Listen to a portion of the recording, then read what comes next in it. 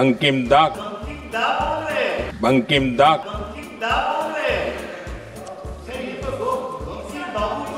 बंकिम बाबू बोले। अच्छा, thank you thank you thank you thank you thank you. Bengal की धरती से निकला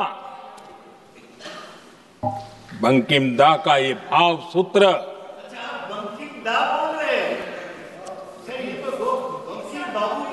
बंकिम बाबू बोले। अच्छा, thank you thank you thank you thank you thank you. आपकी भावनाओं के लिए मैं आदर करता हूं। बंकिम बाबू ने थैंक यू दादा, थैंक यू। हाँ, आपको तो दादा कह सकता हूं ना,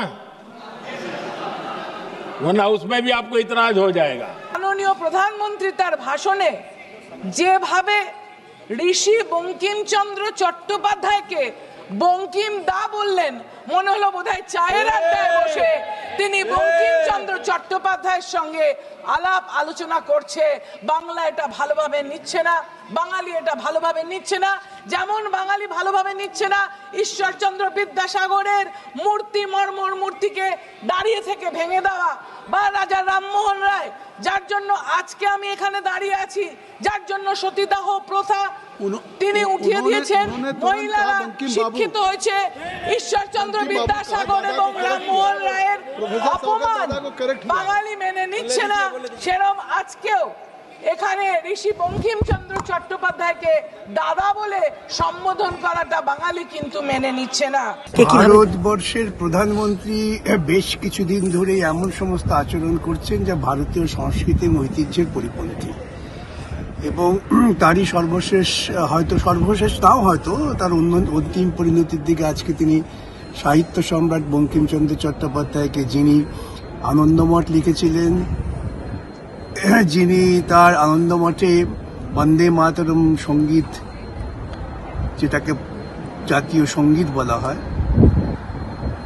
জাতীয় সঙ্গীত বলা হয় না, জাতীয় গান বলা হয়, যাই হোক, তাঁকে তিনি বঙ্কিমদা বলে সম্বোধন করছেন। তিনি কি মনে করেন যে ভারতবর্ষের যারা প্রথিতযশা মানুষ ছিলেন, যারা ভারতবর্ষকে সম্মানে উচ্চ পর্যায়ে নিয়ে গেছেন, তাদের সঙ্গে তিনি নিজেকে সমপর্যায়ে রাখতে চান?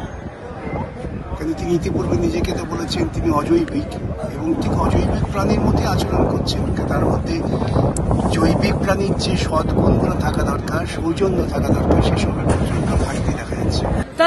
তারা ভেবেছেন বাঙালি হতে হবে, তো এখন 26-এ ভোট আসছে, আগেরবার রবীন্দ্রনাথ হয়েছিলেন, এবার বঙ্কিমবাবু হবেন। তো সেই জন্য ওরা জানেন যে বাংলায় বোধহয় সবাইকে দাদা দিদি বলাটাই বোধহয় দোস্ত। দাদা দিদি বলা আলাদা জিনিস, সেটা আমাদের মতন লোকেদের দিন বলা যায়, কিন্তু এমনকি আমাদের দিদি আমাদের ঘরের লোক, বাংলার ঘরের মেয়ের মতন, তাকে দিদি বলে সেটা আলাদা কথা। কিন্তু যারা মহা মনীষী, রবীন্দ্রনাথ,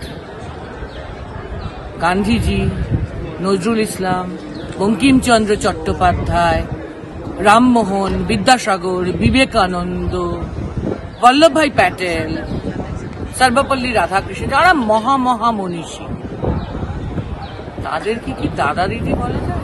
বন্দে মাতরমের উপর বিতর্কে আলোচনায় অংশগ্রহণ করতে গিয়ে প্রধানমন্ত্রী 3 বার বঙ্কিমচন্দ্রকে বঙ্কিম দা বলেছিল।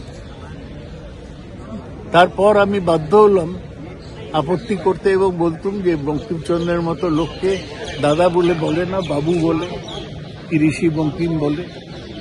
উনি তখন বুঝতে পারলেন যে খুব ভুল হয়েছে এবং পরে আমায় থ্যাংক ইউ বললেন, কিন্তু যা ক্ষতি সেটা হয়ে গিয়েছে।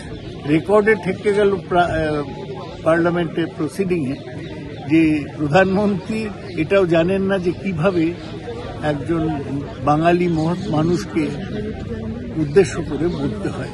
তৃণমূল কংগ্রেসের গর্ভ থেকে জন্ম নিয়েছে, যে কংগ্রেস বন্দে মাতরমকে খণ্ডিত করেছিল, অসহায় সুভাষচন্দ্র বসু রমানন্দ চট্টোপাধ্যায়কে চিঠি লিখেছিলেন, বলেছিলেন আমি একমাত্র বাঙালি, আমি পারছি না, আপনি একটু দয়া করে রবি ঠাকুরকে বলুন অন্য নেতৃবৃন্দদের কনভিন্স করার জন্য।